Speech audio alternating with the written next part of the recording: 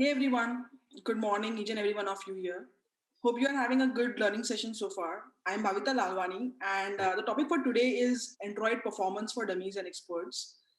This session is catered to each and everyone out here, from beginners to expert, who just want to understand how to measure your app performance and learning the best practices and developer toolkits to improve your app.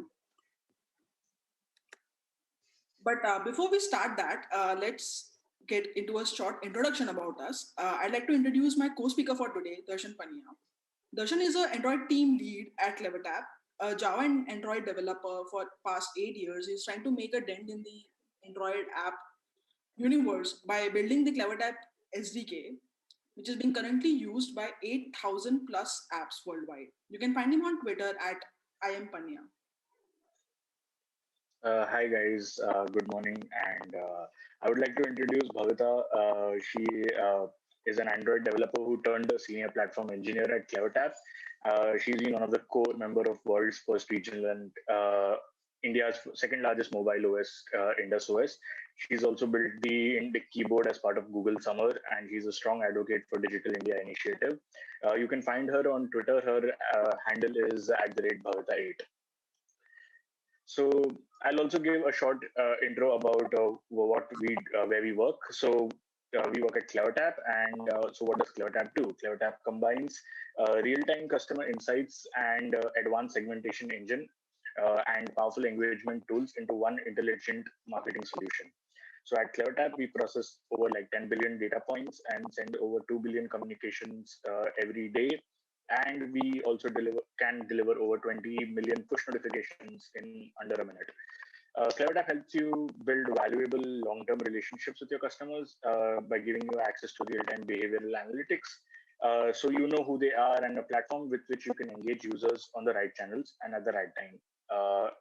So if you piqued your curiosity, visit us on www.clevertap.com. Moving on to our session of Android performance, we'd like to ask you a few questions, even though I know you won't be able to answer them, but just like let's introspect on them.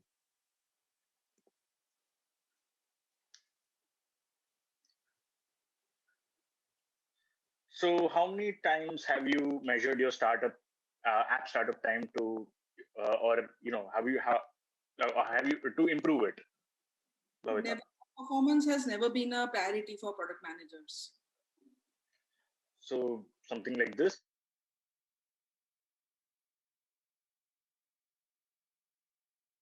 Do you ever check the size of your app or contents of the third-party libraries which you use? Hi Darshan, it's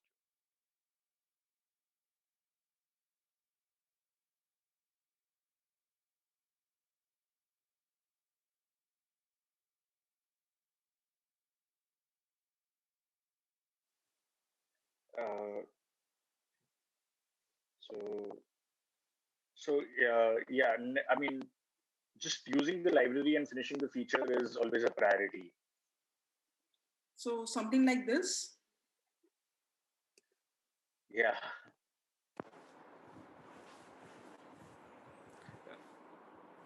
So, as we are running across features, tell me this, Bhavita, have your users complained that your app is crashing or draining the battery or is very slow?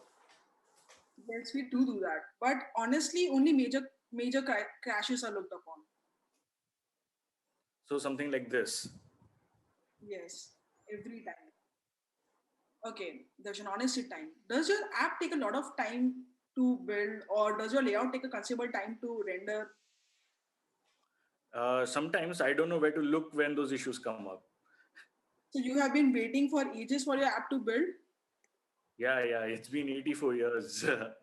So let's look at some tools that can help us in our quest for a better app performance. We'll talk about Android Vitals at first. Android Vitals is like a suite provided as a part of Google Play Store, which gives us basic overview of the app's overall performance. Let's see what all is covered as part of Android Vitals suite. Uh, as we can see that there are ANR rates, crash rates, stuck partial wake lock issues, excessive wake ups. It gives the percentage over last 30 days and the median of such issues happening in the apps of your domain. Android vitals are broadly divided into five categories. Battery, which consists of excessive wake ups. Let's say you're using a lot of alarms. Stuck partial wake locks or acquiring, which is like acquiring wake locks and not releasing them. Excessive Wi Fi scans in the background, excessive use of network in the background. Uh, Stability, which consists of ANR rates and crash rates, which we will discuss ahead. Uh, Metrics, which is like slow cold start, which is basically like starting from a position of kill state. Hot start, which is like starting from a position of background state. And warm start, which is similar to hot start, but with a little bit of overheads where your activity has to be redrawn and stuff like that. Rendering consists of excessively slow or frozen frames, and Android Vital gives you granular statistics on each of them, like which artifact, which version, which device is facing this issue, and most of your issues will be solved, can be solved by just uh, going through this once. Uh, we'll talk about crashes in general. Crashes are pretty straightforward. So there is a stack trace given by Crashlytics or the Google Play console, and you just go to the line number and you fix it. You know, it could be a null pointer exception, array index out of bounds exception, class not found exception, illegal argument exception. All those exceptions are, pretty much straightforward and they're easy to solve. But as we move ahead, we see ANRs. ANRs are a little more annoying and tricky to solve. The easiest explanation of what an ANR is that any task which is supposed to be asynchronous but runs on the main thread leads to an ANR. That's a very simplified definition, but uh, you know, uh, whenever an ANR happens, you'll see like it's not similar to a crash log. You will get like a thread dump where you will get to see the state of all the threads when the ANR happened. So now you need to figure out which thread has caused the ANR, and usually it is some obscure thread which is blocking the main thread and all threads. So all the threads which are present, you'll have to go through them one by one. So ANRs are a little overwhelming at the start, and it takes like a few uh, tries to figure out what is wrong with them and fix them. Thank you, Darshan, for explaining us about Android Vitals 101. That was very helpful. So, second topic which we are going to discuss for today is reducing app sizes. Now, in a second, we'll discuss why it is important. So, in India, right, we'll talk about India today. So in India, there are like only 30% people using internet via wireless networks. Remaining each and every one of them rely on mobile data. Now, keeping in mind this scenario, right, let's look at app sizes as a topic. As per a report published by Google Play, for every 6 MB increase in your size, APK size, your app conversion ratio reduces by 1%. So, and it's pretty straightforward, right? Given a choice between a 100 MB calculator app or a 500 KB calculator app, which has the same functionality, which one would you choose, right? So, which was a similar opinion of 70% of the people as well when asked in a poll. Okay, so it's clear, right? Why app installations are important, why app sizes are important for app installations, right? Now, what about app uninstallations? So ever seen this dialogue, right? We have, each and every one of us have seen this dialogue, right? It is said that one in every fourth app uninstall is driven by the lack of space on device. So basically, your app is getting uninstalled because there is an installation which is supposed to happen for another app, and your app is larger in size, right? So your app size is directly contributing to your app uninstalls. Now, keeping in mind with this, right, we know why app sizes are important. Let's talk about how to reduce app sizes. There are three simple formulas, right? Shrink, optimize, and obfuscate. And all three of these are achieved by these three lines written in this image, right? But don't take my word for it, right? Let's break it down, right? What do these three lines do? So one is very simple, right? Shrink your code. It is enabled by minify enabled. So what it does is pretty straightforward. It shrinks your code by removing your unused classes, your unused methods, and your dependent libraries.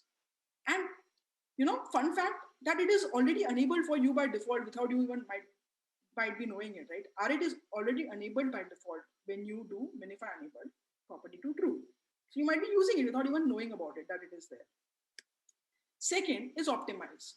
Now, unused classes check. But what about optimizations, right? Often in our code, we have optimizations, like there is a dead code, there are unused arguments, there is inlining, right? Say if your code uses a method only at one place, the R8 compiler might remove that method and make it inline at the single call site itself, right? Thereby reducing your code. So that is how minify enabled help in optimizing your code. And third is obfuscate. Now, obfuscate in simple words means to make something confused, unclear. Here in Android, it means to shorten names and squash the packages. So something like this entire thing of Android X activity, component activity would be maybe maybe replaced by Android X.A, right? So thereby it helps in reducing app sizes because it removes replication from the code, right? Second thing which it helps is it makes decompiling very hard, right? Since it is not human readable without the mapping file. So all these three things are enabled by that minify enable true setting. Now that we have improved our code, we are like halfway there, right? But there is another problem: resources, right? They are the major culprit. So one practice let's start today is to enable Android lint, right, in our projects. Now, what Android lint will do is it will give you these kind of warnings when the resources are unused, right? But I'm sure we have a very big, large code base, right? So there would be one person who would say that, do you expect me to do this for each and every resource, right? I have hundreds of resources. Of course not. Once you do shrink resources on, your unused resources are gone from the APK and your app sizes reduces drastically. Okay, shrink resources help us remove the unused resources. But what about resources which are used but not for that specific configuration, right? In simple words, an application for English, resources might are there for English might not be used for French, or resources for devices which are using double XGP pair might not be usable for MDPI. So in these cases, what you can do is you can split your APK with the split APK configuration based on the configurations defined. And pro tip, if you use Google Play Console for your distribution, you can simply use Android App Bundle, right? What it does is it automatically generates and serves the optimized APKs, thereby taking the load off you and setting this configuration preset for you. Okay, so the cat's out of the bag. Like we know the 101s of reducing the app sizes, but let's talk more hacks, right? So one is the usage of APK size analyzer, right? So this is your tool to find the imposter in this Among Us culprits of resources, right? And second is reuse resources. I can't emphasize this enough, right? If you have an arrow drawable, you can simply use that same arrow drawable to use it for all the four directions, right? Third is image optimizations, right? We have talked about this a lot, and like partially everyone is aware about WebP and vector tolerance. This is probably one of my favorite optimizations because no one majorly talks about it, right? So we know PNG, right? PNG is portable network graphics. They are of three types: true color, grayscale, and index. Now every pixel has their own code and their transparency index, right? So what you can do is basically you can prepare an indexed image, which basically helps you prepare a lookup and thereby reduce image size. So if you say this image, which was there in my title slide, right, this is of 196 KB. This is also a very reduced version, right? It's an original true color. Preparing an indexed PNG for this is literally 42 KB, right? And it to my naked eye, there is no difference, right? So these kind of optimizations can be done in reducing the images which are large and which reduce a similar code set, a similar color set, right? Downloadable fonts, pretty straightforward, right? Multiple apps can share the same font to the provider and thereby help in reducing the size and even reduce the network usages. And Android app bundles. We discussed about it earlier. You can basically split your APKs and thereby reduce your app sizes. So with this, we know everything about reducing the app sizes, right? Let's hand over the stage to Darshan and understand more about Android profiling. So yes, let's take this up a notch and let's start with CPU profiling. So CPU profiling is an important aspect of Android performance and has many advantages like a smoother user experience and battery optimization and stuff like that. So how do you uh, uh, use this? So you go to Android Studio. In your view section, you'll have tools window and you will have a profiler. When you select the device or the emulator with which you're already connected, Android Studio will show you all the profilers. You click on CPU profiler to start recording a trace. Now, you can choose the recording configuration from either the drop down menus or uh, above or below the CPU profiler, and just click record and it'll start recording uh, uh, your apps, or it'll start profiling your CPU usage. So this is how the CPU profiler looks after recording a trace of any of so this is of my sample app. So the blue part here shows the usage on the top left. The interaction with the UI is denoted by red dots.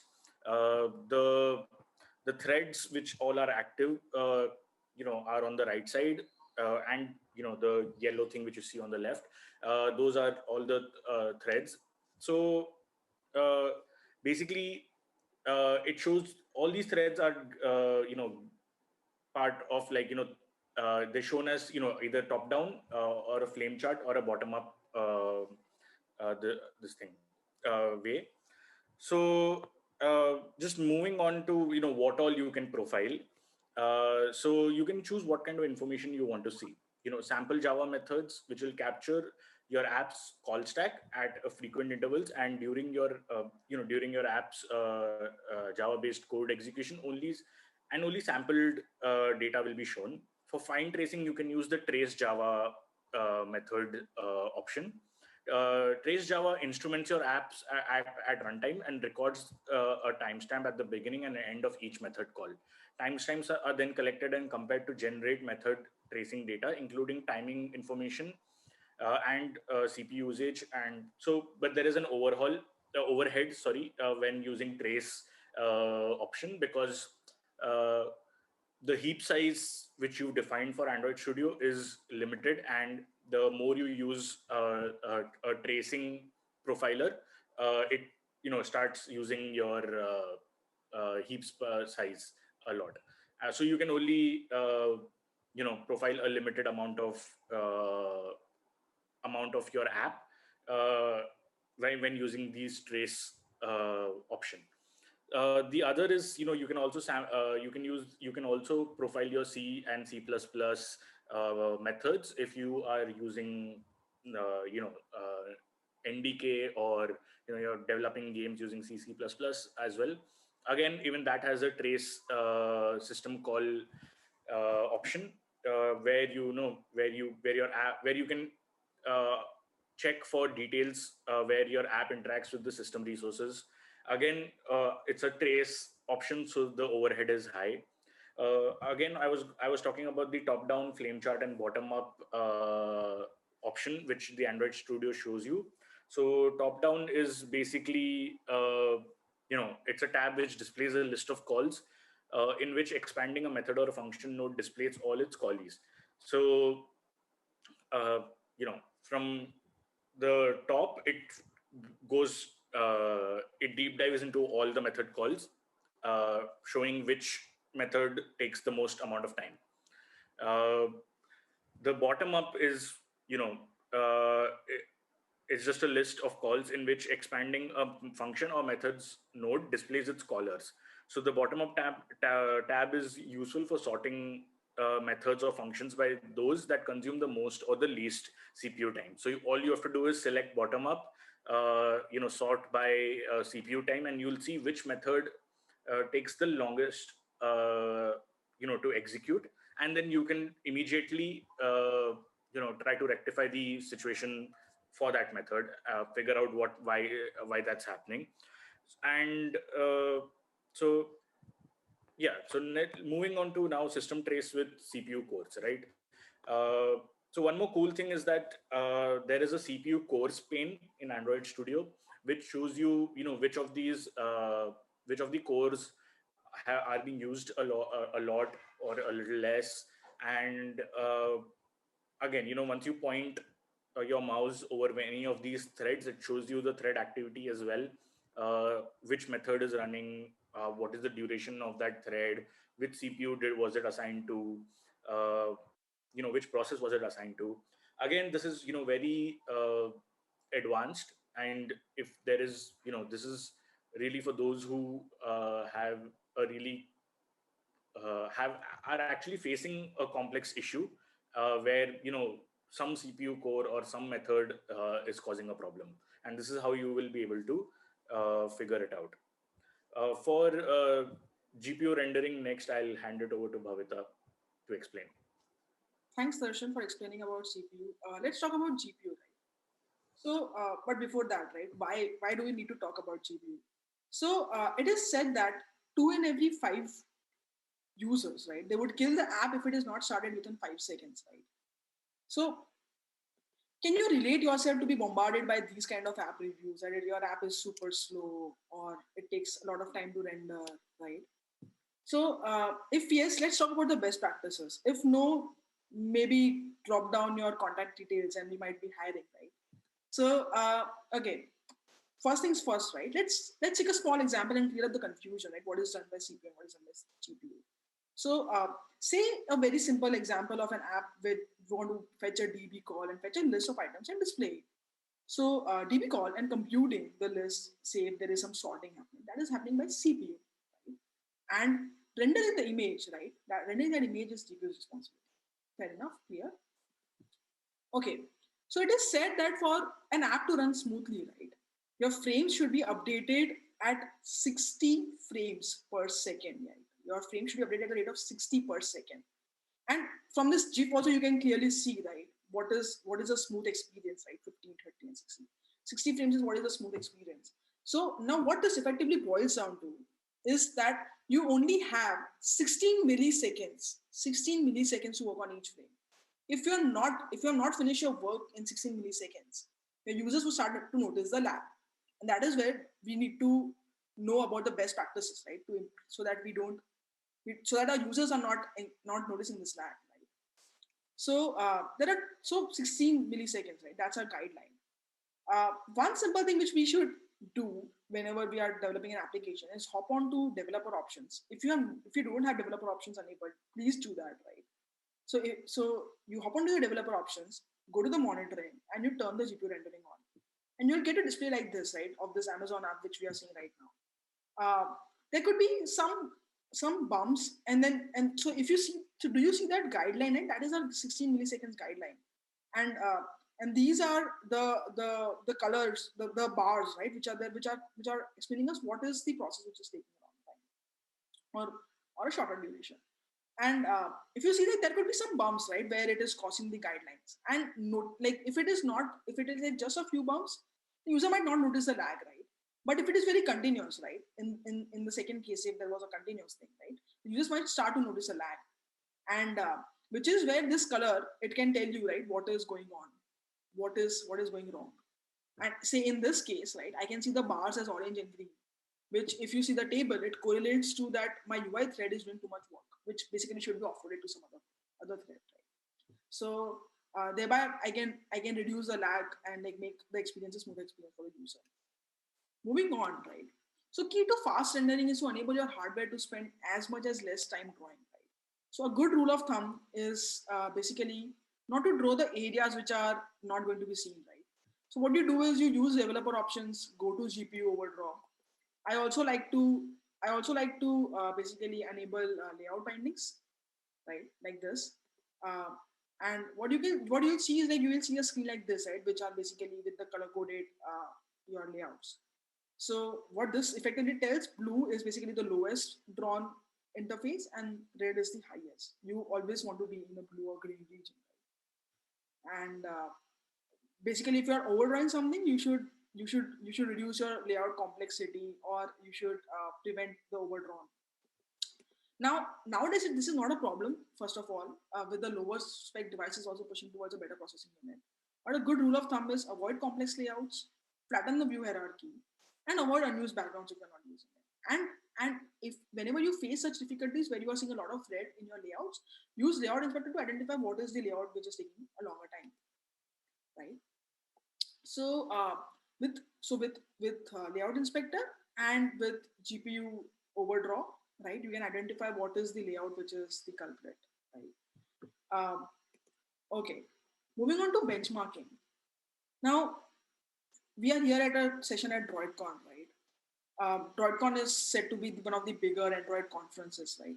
It is benchmarked against some metrics, right? How do we know that it is one of the larger Android conferences, right? It could be number of attendees, it could be the experience of the speakers, it could be the quality and the content. Same way, why don't we measure our code, right? Do we ever measure it across the matrix? Benchmarking is an important concept and probably one of the last concepts which we'll discuss today, right? So on the tools which we discussed today, right? The app sizes, the profiling, CPU, GPU, the vitals, right? All of these are something which has already happened, right? Your EPK size is big, your app is slow, your users are noticing a lag, right? All of these are already happened stuff, right? But basically, we should roll back, right? We should retrace our paths and do prevention is better than pure implementation, right? We should always try to improve and like prevent such issues from happening, right? So that is why benchmarking is one of the important tools which we have to do to identify what is the best approach you should take to optimize your performances, right? Okay, so let's take this example, right? You have to do some work, right? Do work. How do we measure it in simple words, right? What you do is you take your timestamp before the work has started, you take your timestamp after your work has been done, and basically that is your performance, right? But is this the right way of doing it? Basically, you are only measuring it once, right? So you don't have an average of it. You don't know like if your performance is consistent, right? It could be like one time thing where your performance came in as a 20 millisecond, your code implementation took a smaller time, and in other cases it may not, right? So it's not a consistent approach, right? For consistent approach, we need higher number of tries, right? A consistent number. So let's say if we do this, right? We took the test 10 and then we are doing the test and then we are taking an average. But this is also not correct, right? Because how did we get 10, right? We still don't know how did we get 10, right? This 10 could be the ideal number or it could be 1 lakh, right? We still don't know. So the moral of the story is benchmarking is hard. Okay. Benchmarking is hard. We don't know what are the magic numbers, right? How much less is less and how much more is more. We don't know that. How do you define that? Second is hot code, right? So this is not so when you're running your test, right? Your code is not the ideal code which a user is seeing, right? A lot of times there is a just in time optimization which has covered them. There are caches being there, right? So the performance which your user is seeing is not the same performance which your test is running under, right? And so yeah, so this is the second point. Your code is not a hot code, and there could be CPU inconsistencies, right? That is also the third factor, right? There could be CPU inconsistencies. There might be some other process which might be hogging the cycle, and foreground activity. Like there could be a launcher activity running, right, when you are running the test, and there could be hardware changes, right, when you are running the test. Your performance when your test was running, it was one device, and other devices what the other time the process was running. So there are like these five major problems, right, which we usually tend to face when we want to benchmark. So Jetpack benchmark library basically has done this work for us, right? This is to just introduce this library and how we can use it to basically improve, to basically identify and like not solve all these problems by ourselves because Jetpack has already done this work for us. And it's very simple to use it, right? Same thing. You want to do some work. What you do is you add benchmark module. You set your debugger to false. You connect the real device, and you are done. You add a benchmark rule, right? While a rule is running, you do the work, and benchmark will give you a statistics of what is the average time which is taken, what how much time it did it take, what was its performance, and what it will also do, it will take care of CPU for you. It will also take care of foreground activities for you.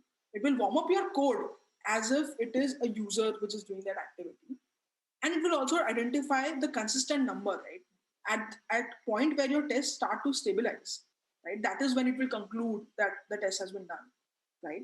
So that variable number which we had to make it static, Jetpack is doing it for us, like when to get into that consistent stabilized state. Okay, so we discuss about code, like, but like, the like UI tests, right?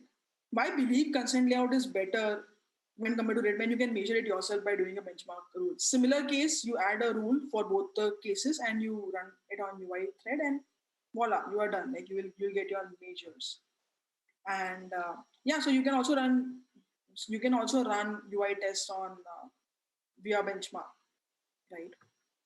So with each and every topic, right, we have just touched the tip, right? We have given a brief introduction of it. Each and every topic which we discussed today is basically in itself a entire session. But the agenda was to give you a Swiss Army knife, right? Give you a toolkit so that you know if there is a problem, how to improve your app performance. But the first and foremost thing which you have to do is identify what is the problem. Is it CPU? Is it GPU? Is it your code which is inefficient, right? Is your app size which is inefficient? Are the resources a problem, right? And yeah, so what we have to remember is that 1% increment in your app performance, right? It can increase your app performance by 37x. While at the same time, 1% decrement can bombard your app, right? And yeah, this should be your mantra, right? What gets measured gets improved. Always keep measuring, always keep improving. And thanks for your attention. We are rooting for you. You can reach out to us here at Bhavita 8 and I am Pania. And we are here for you if you have any more questions. Thank you.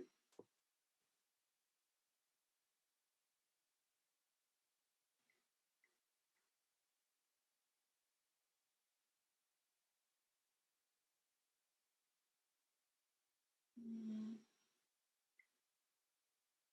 I am not sure what the first one is. I guess it might be uh, referring to maybe some other video. Oh, more questions. Thank you for having us. Have a good day.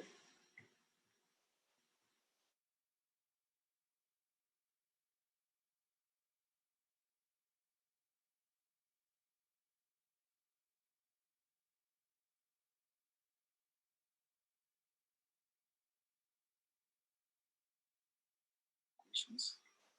Or we'll also be sharing the slides, and you can also reach out to us via chat or via our Twitter, LinkedIn.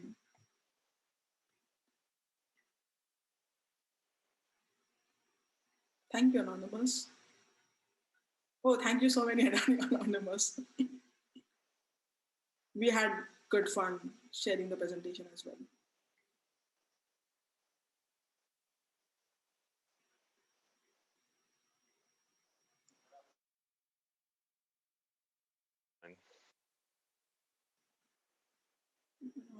We are good. Darshan, do you want to stay back for more questions?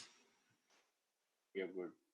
Oh, thank you for having us.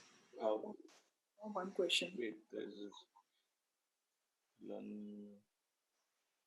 I think I'll take this one. Yeah, please share a good article to learn CPU profiler via some use cases or example. I think the best resource for learning what, like, not only CPU profilers but all kinds of profilers is the Android official documentation. I think there is nothing better than the official documentation on profilers. The next question is, what are the better crashing tools to measure the crash in app? I think I'll take this one as well. Firebase Crashlytics, yes, I think is the official and the best one so far. Google Play Console also gives you some sort of you know tools to like it does record the crashes which happens in your app. But I think Firebase Crashlytics is the best out there. You can also use your custom setup as well, right? You can redirect your crashes to Splunk or your other logging tools and analyze it yourself as well. That is very much doable as per your convenience. And then there's another question: what metrics, apart from what the Play Store provides, that you guys track most often? Hmm. So I think it depends. Like, I mean, from performance point of view, it's I think what Android Vitals plus Crashlytics uh, gives us is a lot. Uh, I mean, if everything is green over there, and if there are still uh, complaints about performance, and that's when we deep dive into specific modules and try to figure out what is causing that issue. But yeah, I think apart from like mostly what the Play Store gives and what Firebase, Crashlytics, and ANR data which we get from there, I think that's more than enough. Okay. How to increase performance of the app? Okay, I am up. Okay, apart from I can yeah, take that. Bhavita. Do you need anything else for code not to be found? Okay, so first thing foremost, right, reverse engineering the code is always possible, right? There are tools being developed every day to reverse engineer it. But so what RIT does is it basically uses a ProGuard implementation basically to obfuscate your package names and classes. You can also use third-party tools like Dixguard, which are enhanced version of ProGuard along with it. So like you can uh, make it more obfuscation, right? Which makes it harder for it to be reverse engineered, basically. But yeah, you can always so like there are more tools, there are more third party tools which you can use alongside R8 to to make your decryption harder. But the agenda was that R8 already provides you this, which is one of the official and efficient tools in there. Okay, how to increase performance if app deals with controlling electronic board via USB. So that this basically what we understand is dealing with the hardware. Uh, at so like you need to identify what is your pain point, right? Is like in like if I have to understand maybe IO is your pain point or it is CPU processes which might be hogging in that same case. So what you can do is you can identify which is like you can offload it from the main threads and you can work more on background implementation so that you are not hogging over the IO and CPU. But yeah, you have to identify what is your critical point, which is the which is the issue with when dealing with external hardware. Um, Darshan, do you want to take the next one? Yeah, is there a way to test app performances without sending it to public? So yes, there is a Firebase test lab, which basically lets you run your code, apps code on uh, actual real world devices. You can choose how many devices you want to run. You can go up to thousands. There is another service called Browser Stack, which lets you run your app on devices. There is an Amazon device farm as well, which lets you run thousands of real world devices. Uh, so yeah, there are a lot of services. You can just start exploring them, and there are you can start exploring any one of these three. Whatever suits you, you should start using that. How about measuring performance via Firebase performance monitoring system? So I guess Firebase performance monitoring system is quite new. I haven't explored it myself yet, but I'm sure they must be having something good. Uh, there's no harm in trying it out. Like if you want to, like, performance is always something which should be given a try. I think we're done with the questions then.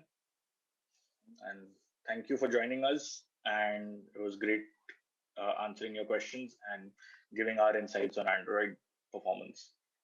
Thank you for joining us. Hopefully, we were able to help you change a little mindset in app performance, and this will help you improve your app performance. Until next time, bye.